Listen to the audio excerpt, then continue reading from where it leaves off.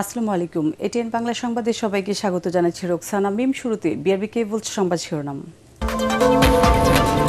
প্রধানমন্ত্রীর সাথে দেখা করে সাংবাদিকদের বিরুদ্ধে মামলা প্রত্যাহারের দাবি পত্রিকা সম্পাদকদের। আলাদা ওয়েস বোর্ড চাইল টেলিভিশন এডিটর্স কাউন্সিল।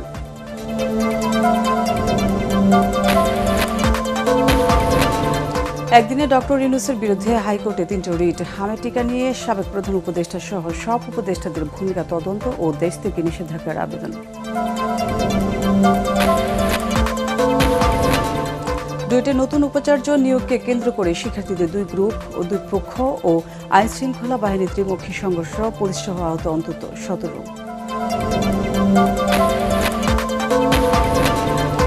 অবসরের পর প্রধান বিচারপতিদের বিভিন্ন পদে নিয়োগ নিরুৎসাহিত করা হচ্ছে। আইনমন্ত্রী গুম আইনে খসড়া নিয়ে অসন্তোষ প্রকাশ।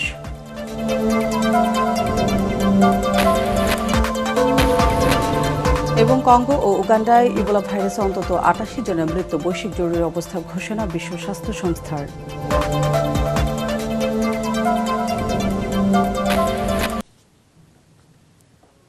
শুনছিলেন বিআরবি কেবল সংবাদ শিরোনাম। এবার বিস্তারিত। প্রধানমন্ত্রীর সাথে সাক্ষাৎ করে সাংবাদিকদের বিরুদ্ধে মামলা প্রত্যাহারের দাবি জানিয়েছেন পত্রিকার সম্পাদকরা। গণমাধ্যমের স্বাধীনতা নিশ্চিতে সরকারের সহযোগিতা চেয়েছেন তারা। তথ্যমন্ত্রী জানান, মামলা তুলে নেওয়ার বিষয়ে প্রধানমন্ত্রীর সাথে আলোচনা হয়েছে। এদিকে তথ্যমন্ত্রীর সাথে বৈঠকে টিভির জন্য আলাদা ওয়েস বোর্ড গঠনের দাবি জানান টেলিভিশন এডিটর্স কাউন্সিলের নেতারা। রিপোর্টে জানাচ্ছেন মাহবুব কবির চপল।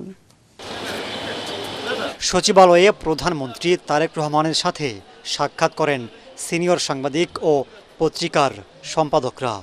বিভিন্ন বিষয় নিয়ে আলোচনায় গণতন্ত্রকে শক্তিশালী করতে গণমাধ্যমকে স্বাধীনভাবে কাজ করতে দেওয়ার পরামর্শ দেন তারা। দাবি জানান সাংবাদিকদের মামলা প্রত্যাহারের। সরকার যতক্ষণ পর্যন্ত গণতান্ত্রিক আচরণ করবেন ততক্ষণ পর্যন্ত সম্পাদকগণ তাদের সঙ্গে এনগেজ থাকবে, এটা আমরা কথা দিয়েছি। প্রধানমন্ত্রীকে একটা লিস্ট দিয়েছি এবং সেখানে আমরা বলেছি যে প্রায় ২৮২ জন সাংবাদিকদের বিরুদ্ধে বিভিন্ন ধরনের মামলা হচ্ছে। এই সাংবাদিকদের বিরুদ্ধে হত্যা মামলা এবং এত ধরনের মামলা, এটা গণতান্ত্রিক দেশের পরিবেশের জন্য ভালো নয়, এই সরকারের ভাবমূর্তির জন্যও ভালো নয়। মামলা তুলে নেয়ার বিষয়টি খতিয়ে দেখার কথা জানান তথ্যমন্ত্রী।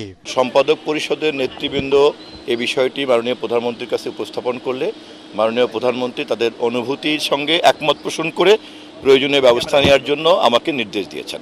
এর আগে সচিবালয়ে তথ্যমন্ত্রীর সাথে সাক্ষাৎ করেন টেলিভিশন এডিটর্স কাউন্সিল টেকের নেতারা। টেলিভিশন কর্মীদের আলাদা ওয়েস বোর্ড সহ বিভিন্ন দাবি তুলে ধরেন তারা। কোনো একদিন সকালবেলা অফিসে যাওয়ার পরে একটা লেটার হাতে পাবো এবং তখনই আমরা নাই। এই জায়গাগুলো আসলে দেখা দরকার যে পত্রিকার তো একটা কাঠামো আছে, পত্রিকার একটা পদ্ধতি আছে, টেলিভিশনের কোনো কাঠামো নাই এবং কোনো পদ্ধতি নেই। এই জায়গাগুলো দেখার অনুরোধ জানাচ্ছি। টেলিভিশনের নিজস্ব কোনো নীতিমালা নেই, রাষ্ট্র করে দেয় না যে একটি প্রতিষ্ঠানে ৩০০-৪০০ লোক কাজ করে, যে মালিক পক্ষ আছে তাদের পক্ষ থেকে কিন্তু এরকম কোনো নীতিমালা দেওয়া হয়নি। এখন এই বিষয়গুলো যদি নিয়ে আপনি একটু কাজ করেন আর আমরা সংগঠন হিসাবে এই বিষয়গুলো আপনাকে ভিতর থেকে একটু ধরিয়ে দেওয়া। সাংবাদিক এবং সংবাদপত্রের সাথে যুক্ত যারা হবেন তারা স্বাধীন মানুষ, কিন্তু তাদেরও যে একটি দায় আছে, সেই দায়ের ভিত্তিটা কি হতে পারে, এই বিষয়গুলো নিয়ে বিস্তারিত আলোচনা করার লক্ষ্যে আমাদের এই সংগঠন। এ সময় তথ্যমন্ত্রী আশ্বস্ত করেন গণমাধ্যমকে স্বাধীনভাবে কাজ করতে দেওয়ার পরিবেশ নিশ্চিত করবে সরকার। গঠন করা হবে নিরপেক্ষ কমিশন, ঢেলে সাজানো হবে টিআরপি ব্যবস্থা। আমাদেরকে অবশ্যই একটা ক্ষমতাবান, স্বাধীন, দক্ষ, যোগ্য একটা কোয়াসি জুডিশিয়াল কমিশন বা কর্তৃত্ব বা কর্তৃপক্ষ আমাদেরকে তৈরি করতেই হবে। মাত্র ৫০০টা টিআরপি দিয়ে আমি দেশের ৫ কোটি টেলিভিশনের হিসাব বুঝাই দেব, অথবা সেই মিথ্যাকে গ্রহণ করব, অথবা পত্রিকার ছাপাকে আমি আমার মন গড়া একটা সংখ্যার ভিত্তিতে বিজ্ঞাপনের সুযোগ সুবিধা বন্টন করব, এই নীতিমালা থেকে তথ্য মন্ত্রণালয় বেরিয়ে আসবে। একই সাথে অপতথ্য রুখতে সাংবাদিকদের ভূমিকা রাখার আহ্বান জানান তথ্যমন্ত্রী। টেলিভিশন গণমাধ্যমের চিত্রটা। মাহবুব কবির চপল, এটিএন বাংলা, ঢাকা। আরেকটা বিষয় তো নিশ্চয় প্রধানমন্ত্রী তারেক রহমানের সঙ্গে সৌজন্য সাক্ষাৎ করেছেন কাতারের শ্রমমন্ত্রী ডক্টর আলী বিন শামিখ আল মারমি। রোববার সন্ধ্যায় রাষ্ট্রীয় অতিথি ভবন যমুনায় এ বৈঠক অনুষ্ঠিত হয়। সাক্ষাৎকালে কাতারের শ্রমমন্ত্রী বাংলাদেশের নতুন সরকারের নেতৃত্বকে অভিনন্দন জানান। এ সময় কাতারে বাংলাদেশি জনশক্তি রপ্তানি বৃদ্ধি, জ্বালানি সহ দ্বিপাক্ষিক স্বার্থ সংশ্লিষ্ট বিভিন্ন বিষয়ে আলোচনা করেন তারা। বৈঠকে প্রধানমন্ত্রীর পররাষ্ট্র বিষয়ক উপদেষ্টা হুমায়ুন কবির এবং কাতারের পররাষ্ট্র মন্ত্রণালয়ের অ্যাম্বাসেডর ব্রেক সাইদ আল সামিক উপস্থিত ছিলেন। সাবেক প্রধান উপদেষ্টা ডক্টর মোহাম্মদ ইউনূসের বিরুদ্ধে একদিনে হাইকোর্টে 3টি রিট দায়ের করা হয়েছে। একটিতে তার শাসনামলকে চ্যালেঞ্জ করা হয়েছে, অন্যটিতে চাওয়া হয়েছে তার আমলের সব কর্মকাণ্ডের তদন্ত। তবে সবচেয়ে আলোচিত হামের টিকা দেওয়ার ব্যর্থতায় ইউনূস সহ অন্তর্বর্তী সরকারের সব উপদেষ্টার ভূমিকা তদন্তে দেশ থেকে নিষেধাজ্ঞা চাওয়া হয়। এদিকে জুলাই গণঅভ্যুত্থানে প্রথম শহীদ রংপুরে আবু সাইদ হত্যা মামলার সাজাপ্রাপ্ত আসামি বেগম রোকেয়া বিশ্ববিদ্যালয়ের ভিসি হাসিবুর রশিদকে কারাগারে পাঠানোর নির্দেশ দিয়েছে ট্রাইব্যুনাল। সাজ্জাদ জাহানের রিপোর্ট। অন্তর্বর্তী সরকারের সাবেক প্রধান উপদেষ্টা ডক্টর মোহাম্মদ ইউনূস ক্ষমতা ছেড়েছেন 3 মাস, কিন্তু এরই মধ্যে তার শাসন আমলে হামের টিকা ব্যবস্থাপনা সহ নানা বিষয় নিয়ে প্রশ্ন উঠেছে, যা নিয়ে একদিনে হাইকোর্টে রিট হলো 3টি। একটি রিটে হামের টিকা নিয়ে ব্যর্থতার দায়ে ডক্টর ইউনূস সহ তার উপদেষ্টাদের বিরুদ্ধে তদন্ত চেয়ে রিট করেন এক আইনজীবী। সেই সাথে তাদের সকলের দেশ ত্যাগের নিষেধাজ্ঞা চাওয়া হয়। ইউনিসেফের আমাদের কান্ট্রি ডিরেক্টর উনি বলেছেন Rana forward, please God sake please don't do. তারপরেও তারা এটা করেছে, যে কারণে আজকে আমাদের শত শত শিশু মারা যাচ্ছে। আমি আমার রিট পিটিশন আজকে দায়ের করেছি 6548/2026। আমি পিটিশনার, কারণ হচ্ছে এটাকে একটা থ্রোলি ইনভেস্টিগেশন করতে হবে। এদিকে আরেক রিটে ডক্টর ইউনূসের শাসনামলের বিভিন্ন কর্মকাণ্ড নিয়ে সব ঘটনার তদন্তের দাবি জানানো হয়। আগামী বৃহস্পতিবার তার আদেশ দেবেন হাইকোর্ট। আমরা বলেছি একটা ইনকোয়ারি কমিশন করে তারপর থরো ইনভেস্টিগেশন করা দরকার। কোর্ট শুনেছেন, এক্সস্টিভলি শুনেছেন, অ্যাটর্নি জেনারেল অ্যাপিয়ার করেছেন, এখানে থার্সডে অর্ডারের জন্য রাখছেন।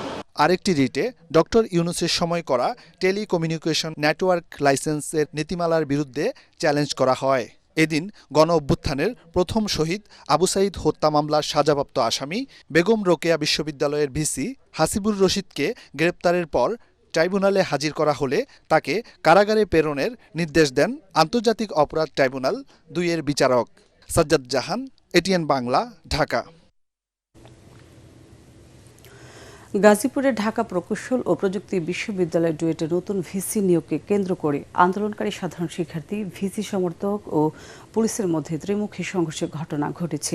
এতে গাজীপুর সদর মেট্রোপলিটন থানার 5 পুলিশ সদস্য ও সাধারণ শিক্ষার্থী সহ 12 জন আহত হয়েছেন।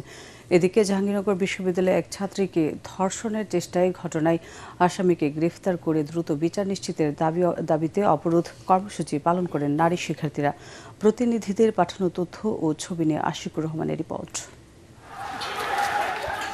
Shahjalal University of Science and Technology এর অধ্যাপক ডক্টর মোহাম্মদ ইকবালকে বুধবার Dhaka University of Engineering and Technology ডুয়েটের উপাচার্য হিসেবে নিয়োগ দেয় সরকার।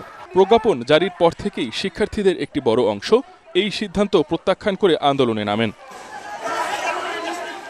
এরই ধারাবাহিকতায় সকালে বিশ্ববিদ্যালয়ের সংলগ্ন শহীদ মিনার প্রাঙ্গণে জড়ো হন আন্দোলনরত শিক্ষার্থীরা।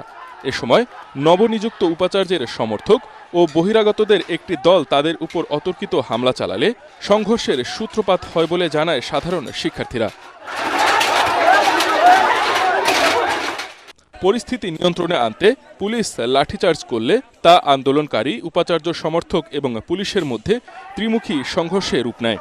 ক্যাম্পাস জুড়ে পাল্টাপাল্টি ধাওয়া ও ইটপাটকেল নিক্ষেপের ঘটনায় গাজীপুর মেট্রোপলিটন পুলিশের 5 সদস্য সহ অন্তত 12 জন আহত হন। শিক্ষার্থীদের দাবি, ডুয়েটের উন্নয়ন ও দীর্ঘমেয়াদী পরিকল্পনা বাস্তবায়নে অভ্যন্তরীণ শিক্ষক থেকেই উপাচার্য নিয়োগ দিতে হবে। আমাদের সাধারণ ছাত্রদের মধ্যে অসংখ্য ছাত্র মাথায় ফাটে গেছে, তারা হাসপাতালে ভর্তি আছে, রক্তাক্ত হয়েছে, জখম হয়েছে, টিয়ার শেল মারছে। বহিরাগত কিছু টোকাই এবং ক্যাম্পাসের ছাত্র দলের ছেলেপেলে এবং প্রশাসন সহ তারা অতর্কিতভাবে আমাদেরকে হামলা চালায় নতুন ভিসিকে ঢোকানোর জন্য। তারা আমাদের চারদিক থেকে ঘিরে রেখেছে, যেটা আমাদের নিরাপত্তার জন্য একটা হুমকি স্বরূপ। আইন শৃঙ্খলা পরিস্থিতি স্বাভাবিক রাখতে ক্যাম্পাসে অতিরিক্ত পুলিশ মোতায়েন করা হয়েছে। এদিকে জাহাঙ্গীরনগর বিশ্ববিদ্যালয়ে এক ছাত্রীকে ধর্ষণ চেষ্টার ঘটনায় অভিযুক্তকে গ্রেফতার এবং দ্রুত বিচারের দাবিতে সকাল থেকে অবরোধ কর্মসূচি পালন করে নারী শিক্ষার্থীরা। এ সময় নতুন প্রশাসনিক ভবনের দুটি ফটকে তালা ঝুলিয়ে দেয় বিক্ষুব্ধরা। এর আগে গত 12 মে রাত 11টার দিকে বিশ্ববিদ্যালয়ের পরিত্যক্ত ফজিলাতুন্নেসা হল সংলগ্ন সড়ক থেকে এক ছাত্রীকে টেনে নিয়ে ধর্ষণ চেষ্টার অভিযোগ ওঠে। এ ঘটনায় একজনকে অজ্ঞাত পরিচয় আসামি করে আশুলিয়া পুলিশ স্টেশনে মামলা করে বিশ্ববিদ্যালয় প্রশাসন। আশিকুর রহমান, এটিএন বাংলা। সাবেক প্রধান বিচারপতির তত্ত্বাবধায়ক সরকারের প্রধান উপদেষ্টা হওয়া সহ অবসরের পর বিচারপতিদের বিভিন্ন পদে নিয়োগের বিষয়টি নিরুৎসাহিত করা হচ্ছে বলে জানিয়েছেন আইনমন্ত্রী আসাদুজ্জামান। রাজধানীর সিডাপ মিলনায়তনে জাতীয় মানবাধিকার কমিশন এবং গুম সংক্রান্ত আইন প্রণয়নের লক্ষ্যে অংশীজন সভায় তিনি কথা বলেন। আইনমন্ত্রী বলেন, এসব সুযোগ পেতে গিয়ে নিরপেক্ষতা হারাচ্ছে তারা। এ সময় গুম আইনের খসড়া নিয়ে অসন্তোষ জানান তিনি। হুমায়ুন চিস্তির রিপোর্ট। জাতীয় মানবাধিকার কমিশন ও গুম সংক্রান্ত আইনের খসড়া নিয়ে অংশীজনদের সভায় অসঙ্গতি তুলে ধরার পাশাপাশি বিভিন্ন পরামর্শ দেন আলোচকরা। এ সময় আইনমন্ত্রী আসাদুজ্জামান বলেন, গুম সংক্রান্ত আইন নিয়ে মোটেই সন্তুষ্ট নন তিনি। তবে অন্তর্বর্তী সরকারের সময়ে গুম বিষয়ক যে অধ্যাদেশটি আনা হয়েছিল তাতে অপরাধীরাই বেশি সুযোগ পেত। ত্রুটি বিচ্যুতি দূর করে শিগগিরই বিল দুটি সংসদে তোলা হবে বলেও জানান তিনি। আমরা যত দ্রুত পারি এই দুইটা আইনকে সবার আগে জনগণের সামনে নিয়ে আসার জন্য আমাদের গভর্নমেন্টের সেই পলিসির মধ্য দিয়ে এগিয়ে যাচ্ছে। জাতীয় মানবাধিকার কমিশনের চেয়ারম্যান ও কমিশনারদের বাছাই প্রক্রিয়া নিয়েও প্রশ্ন তোলেন আলোচকরা। এ প্রসঙ্গে আইনমন্ত্রী বলেন, বিভিন্ন বাছাই কমিটিতে থাকতে অপারগতা প্রকাশ করছেন বিচারপতিরা। এজন্য তথ্য কমিশন এখনো গঠন করা যায়নি। এদিকে অবসরের পর তত্ত্বাবধায়ক সরকারের প্রধান উপদেষ্টা, আইন কমিশনের চেয়ারম্যান সহ বিভিন্ন পদের প্রলোভনে নিরপেক্ষতা হারান বিচারপতিরা। সুপ্রিম কোর্টকে আমরা একসময় রিলাই করতে করতে সুপ্রিম কোর্টের রিটায়ার্ড বিচারপতিরা চাকরির জন্য রিটায়ারমেন্টের পরে কমিশনের চেয়ারম্যান হওয়ার জন্য একের পর এক তারা যেভাবে তাদের কন্ট্যাক্টগুলো এক্সপোজ করেছেন, সুপ্রিম কোর্টের একজন বিচারপতি উনি চিন্তা করেন আমার রিটায়ারমেন্টের পরে ওই জায়গাটা আমার জন্য কিভাবে নেওয়া যায়। আপনি প্রধান বিচারপতিকে কেয়ারটেকার গভর্নমেন্টের প্রধান করতে চাবেন, উনি রিটায়ারমেন্টের পরে হিসাব কষা শুরু করবে। আমরা এই জায়গাগুলো রিথিঙ্ক করি। এতে অন্যান্যের মধ্যে অ্যাটর্নি জেনারেল রুহুল কুদ্দুস কাজল, ইউএনডিপির আবাসিক প্রতিনিধি স্টিফেন লিলার, সংসদ সদস্য সঞ্জিদা তুলি ও তাহসিনা রুজদি বক্তব্য রাখেন। ঈদের পর অংশীজনদের নিয়ে একাধিক সভা করা হবে বলেও জানান আইনমন্ত্রী। কি হলে ভালো হয় আমাদেরকে সাজেশন আকারে দেন। হুমায়ুন চিস্তি, এটিএন বাংলা, ঢাকা। হাম নিয়ন্ত্রণে এক সপ্তাহের মধ্যে দেশের 10 জেলার হাসপাতালে আইসিইউ স্থাপন করা হবে বলে জানিয়েছেন স্বাস্থ্যমন্ত্রী সরদার মোহাম্মদ সাখাওয়াত হোসেন। আগামী 5 থেকে 6 দিনের মধ্যে 1 কোটি ভিটামিন এ ক্যাপসুল দেশে আসছে বলেও জানান তিনি। জাতীয় প্রেসক্লাবে ডক্টরস অ্যাসোসিয়েশন অব বাংলাদেশ হ্যাভেডা হাম ও ডেঙ্গু নিয়ন্ত্রণে জনসচেতনতা সপ্তাহের উদ্বোধনী সেমিনারে এসব কথা বলেন মন্ত্রী। এদিকে গত 24 ঘন্টায় হাম ও উপসর্গে আরও 6 জনের মৃত্যু হয়েছে। আরও জানাচ্ছেন জামিল হাসান শান্ত। প্রতিদিনই বাড়ছে হামে আক্রান্ত রোগী। স্বাস্থ্য অধিদপ্তরের তথ্য বলছে, গত 24 ঘন্টায় হাম ও উপসর্গে আরও 6 জন মারা গেছে। এখন পর্যন্ত হাম ও উপসর্গে মোট 459 জন শিশুর মৃত্যু হয়েছে। চলমান হাম প্রাদুর্ভাব মোকাবেলায় এ সপ্তাহের মধ্যে ইউনিসেফ থেকে 1 কোটি ভিটামিন এ ক্যাপসুল পাবে বাংলাদেশ। রবিবার ড্যাব আয়োজিত এক সেমিনারে এ কথা বলেন স্বাস্থ্যমন্ত্রী সরদার মোহাম্মদ সাখাওয়াত হোসেন। 25-এর প্রথমার্ধে একটা ভিটামিন ক্যাম্পেইনিং হয়েছিল, তারপরে কোনো ভিটামিন এর ক্যাম্পেইনিং হয় না। আগামী 5-7 দিনের ভিতরে প্রায় মোর দেন 1 কোটি আমরা ভিটামিন এ পেতে যাচ্ছি। 2020 সনে ডিসেম্বরে সর্বশেষ হয়েছে, তারপরে 26 পর্যন্ত আমরা শুরু করার আগ পর্যন্ত মিজেলসের কোনো টিকা দেওয়া হয়নি। 2020 সালের পর হামের কোনো টিকা দেওয়া হয়নি উল্লেখ করে মন্ত্রী জানান, পুষ্টির অভাবে অনেক শিশু হামের সাথে নিউমোনিয়ায় আক্রান্ত হচ্ছে। বলেন, পুষ্টির ব্যাপারে সচেতনতা বাড়লে হামসহ সকল রোগ থেকে রক্ষা পাওয়া সম্ভব। এ সময় সম্প্রতি বিভিন্ন জায়গায় চিকিৎসকদের উপর হামলার নিন্দা জানান স্বাস্থ্যমন্ত্রী। দেশের চিকিৎসা খাতকে ফ্যাসিবাদদের দোসররা উস্কে দিচ্ছে বলেও অভিযোগ করেন তিনি। অল ওভার দ্য কান্ট্রি আমরা 10টা নতুন আইসিইউ আমরা ডিস্ট্রিক্ট লেভেল হাসপাতালে খুলে যাচ্ছি। আগামী মঙ্গলবার 12:30টায় একটা করে ভেন্টিলেটর এবং একটা নিউনেটাল ভেন্টিলেটর এবং একটা করে অক্সিজেন কনসেন্ট্রেটর আমরা আগামী মঙ্গলবার দিন দিচ্ছি। আসন্ন বর্ষা মৌসুমে ডেঙ্গু নিয়ন্ত্রণে রাখতে সরকার ঢাকা মেডিকেল কলেজ হাসপাতালে ২০ শয্যার মোবাইল হাসপাতালের ব্যবস্থা রেখেছে বলেও জানান তিনি। জামিল হাসান শান্ত, ATN বাংলা, ঢাকা। কুরবানি পশুর চামড়া কেনা বেচায় দালালি ও সিন্ডিকেটের অপতৎপরতা কঠোর হাতে দমন করা হবে বলে জানিয়েছেন ধর্মমন্ত্রী কাজী শাহ মোফাজ্জল হোসেন কায়কোবাদ। তিনি বলেন, বিগত সরকারের আমলে পশুর চামড়া নিয়ে যে দুর্নীতি হয়েছে তা যেন আর না হয় সে বিষয়ে আলেম ওলামাদের সতর্ক থাকতে হবে। আসন্ন পবিত্র ঈদুল আজহার কুরবানির পশুর চামড়া সংরক্ষণে আলেম ওলামাদের করণীয় শীর্ষক মতবিনিময় সভায় মন্ত্রী এসব কথা বলেন। চামড়ার গুণগত মান বজায় রাখার পরামর্শ দিয়ে তিনি বলেন, এবার চামড়া নির্ধারিত দাম নিশ্চিত সর্বোচ্চ গুরুত্ব দিচ্ছে সরকার। রাজধানীর ইসলামী ফাউন্ডেশনে আয়োজিত এই সভায় অংশ নেন ওলামা মাশায়েখরা। আল্লাহর রহমতে নির্ধারিত মূল্যে যারা বিক্রি করতে পারবে, এবার যারা দালাল বলে না, দালাল তারপরে কি বলে কি না বলে আরেকটা সব, ওদের হাত ভেঙে দেওয়া হবে। কিন্তু ওদেরকে হাত ভেঙে দেওয়া হবে ইনশাআল্লাহ, ওদেরকে কোনো সুযোগ দেওয়া হবে। আন্তর্জাতিক সংবাদ। কঙ্গোতে ইবোলা ভাইরাসের নতুন প্রাদুর্ভাবে বিশ্বব্যাপী জরুরি অবস্থা ঘোষণা করেছে বিশ্ব স্বাস্থ্য সংস্থা। WHO জানিয়েছে, দেশটির পূর্বাঞ্চলীয় ইতুরি প্রদেশে এখন পর্যন্ত 246টি সন্দেহভাজন সংক্রমণ ও অন্তত 80 জনের মৃত্যুর খবর পাওয়া গেছে। এছাড়া উগান্ডায় মারা গেছে কমপক্ষে 8 জন। এর আশঙ্কা প্রকৃত আক্রান্ত ও মৃতের সংখ্যা আরও বেশি হতে পারে। আঞ্চলিক পর্যায়ে ছাড়াও বৈশ্বিকভাবে ভাইরাসটি ছড়িয়ে পড়ার আশঙ্কা রয়েছে। কঙ্গো ও উগান্ডায় চলমান খাদ্য সংকট ও অনিয়ন্ত্রিত স্বাস্থ্যসেবার কারণেও পরিস্থিতি আরও জটিল হয়ে উঠতে পারে। এবার ইরান আমেরিকা যুদ্ধ প্রসঙ্গ।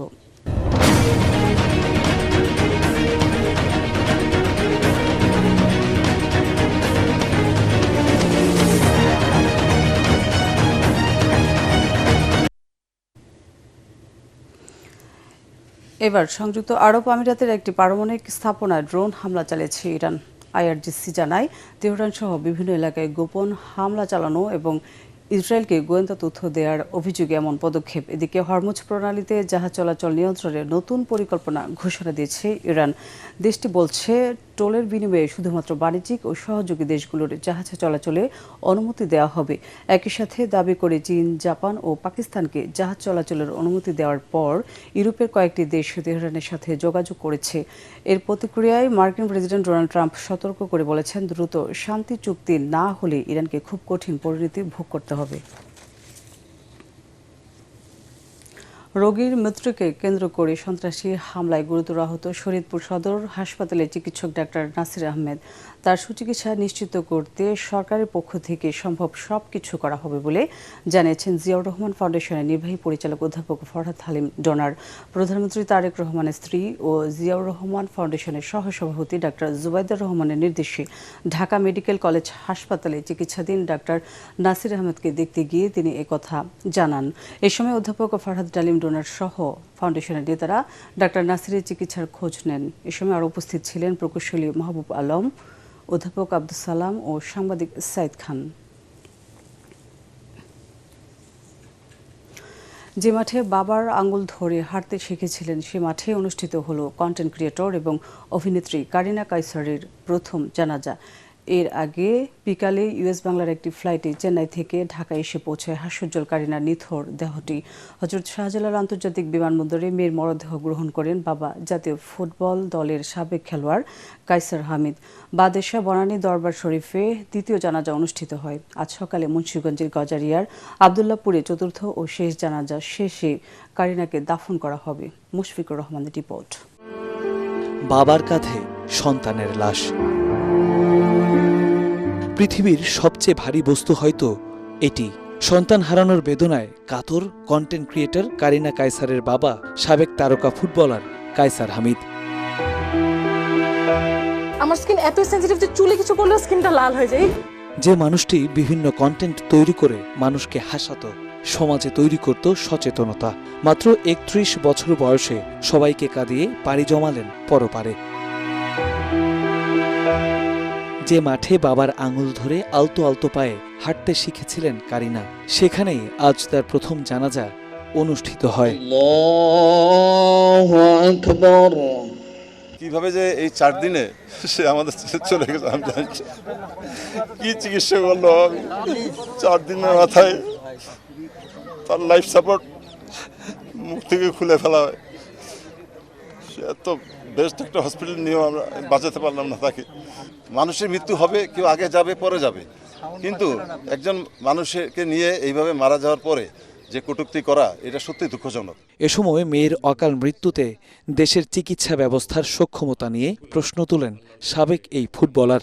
মেয়ের বিদেহী আত্মার মাগফিরাত কামনায় দেশবাসীর কাছে দোয়া চান তিনি। সামান্য একটা লিভার ট্রান্সফার করার জন্য ট্রান্সপ্লান্টের একটা সেটআপ, একটা ওটি, কোনো কিছুই নাই। এটা হইতে পারে একটা দেশের মধ্যে। মানে প্রধানমন্ত্রীকে জানাতে চাই যে এই যে লিভার ট্রান্সপ্লান্ট, এইটা সেটআপ অন্তত প্রত্যেকটা বিভাগে অন্তত হওয়া উচিত। এদিকে জাতীয় শহীদ মিনারে কারিনা কায়সারের তৃতীয় জানাজায় অংশ নেয় এনসিপির আহ্বায়ক নাহিদ ইসলাম সহ অন্যান্যরা। উপস্থিত ছিলেন সর্বস্তরের ভক্ত ও শুভাকাঙ্ক্ষীরা। লিভারের জটিলতায় বেশ কয়েকদিন ধরে সংকটাপন্ন ছিলেন কারিনা কায়সার। চিকিৎসাধীন অবস্থায় শুক্রবার ভারতের চেন্নাইয়ের একটি হাসপাতালে পরপারে পাড়ি জমান এই content creator. Mushfiqur Rahman, ATN Bangla, Dhaka. এবার আন্তর্জাতিক সংবাদ।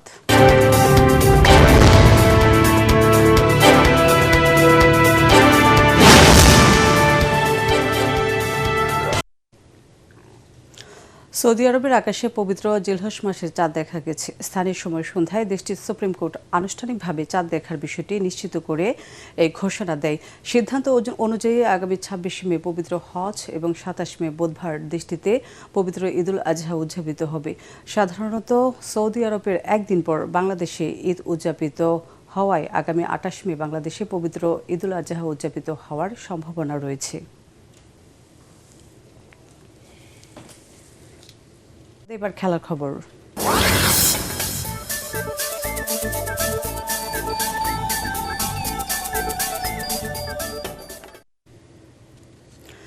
সিলেট টেস্টের দ্বিতীয় দিন শেষে পাকিস্তানের চেয়ে 156 রানে এগিয়ে আছে বাংলাদেশ। হাতে আছে 7 উইকেট। লিড আরও বড় করার স্বপ্ন দেখছে টাইগাররা।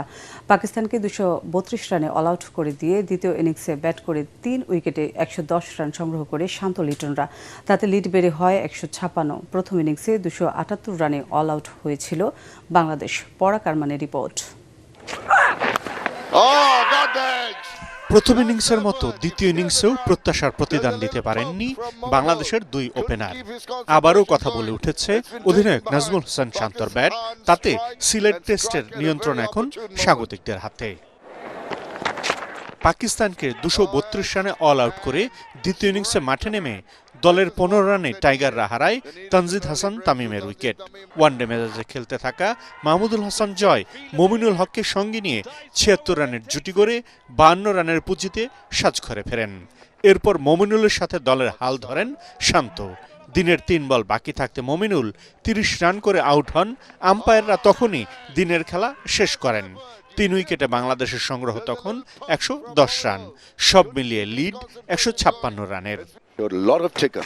এর আগে গতকালের বিনা উইকেটে 21 রান নিয়ে খেলতে নেমে বাংলাদেশের বোলিং তোপে পড়ে পাকিস্তান। প্রথম সেশনেই টপ অর্ডার গুড়িয়ে দেয় টাইগাররা।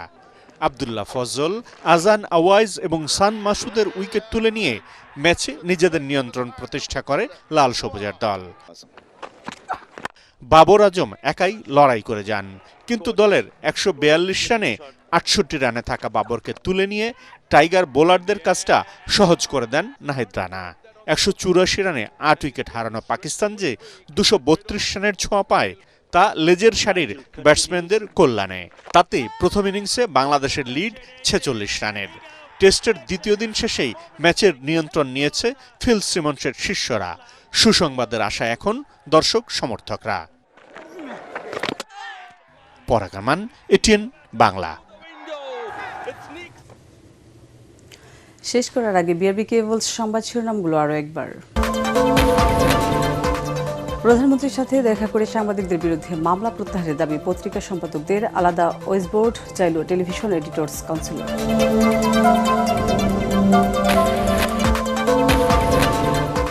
একদিনে ডক্টর ইউনূসের বিরুদ্ধে হাইকোর্টে 3টি রিট। হামের টিকা নিয়ে সাবেক প্রধান উপদেষ্টা সহ সব উপদেষ্টাদের ভূমিকা তদন্ত ও দেশ থেকে নিষেধাজ্ঞার আবেদন।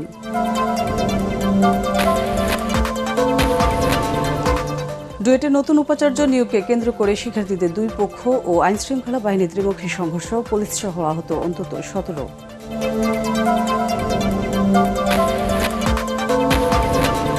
অবসরের পর প্রধান বিচারপতিদের বিভিন্ন পদে নিয়োগ নিরুৎসাহিত করা হচ্ছে আইনমন্ত্রী। গুম আইনে খসড়া নিয়ে অসন্তোষ প্রকাশ।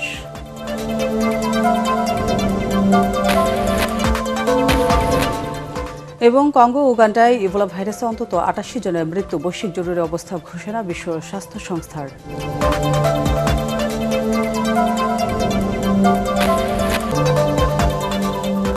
পরবর্তী সংবাদ দেখার আমন্ত্রণ জানিয়ে এখনকার মতো শেষ করছি। এটিএন বাংলা সংবাদ ইউটিউবে দেখতে ব্রাউজ করুন youtube/ATN বাংলা নিউজ। এতক্ষণ সাথে থাকার জন্য ধন্যবাদ।